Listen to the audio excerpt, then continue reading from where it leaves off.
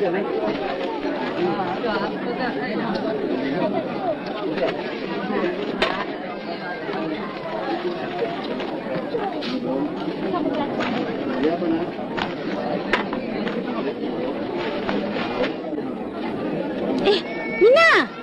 Mina!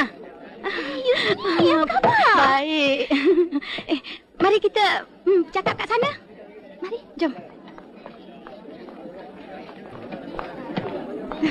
Dah lama kita tak jumpa. Sejak sekolah dulu, baru ni kita jumpa.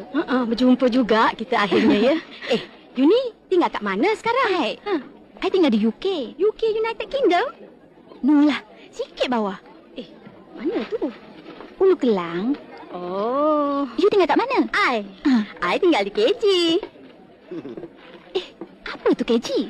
Alah, takkanlah tak tahu. KG tu Kubo Garden lah. Kalau gitu tak jauh lah tempat UKG dengan UK. Berapa anak you? 1. I ngikut perancang keluarga. You tahulah zaman sekarang ni beranak banyak-banyak pun leceh. Barang pun dah mahal. Anak you berapa pula? Anak I pun seorang juga. Ini anak you ke? Bukan. Inilah suami I.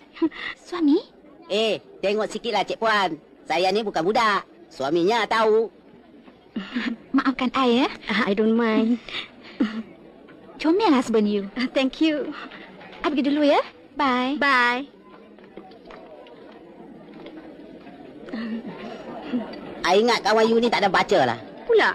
Ada pula I ni dia kata anak you. Dah lah I ni berat-berat dengan ikan. Dia peli pula. Kalau ikutkan hati I henyak dengan ikan ni kat muka dia, baru dia tahu. Dah lah, you pun macam budak-budak juga. Mari kita balik lah.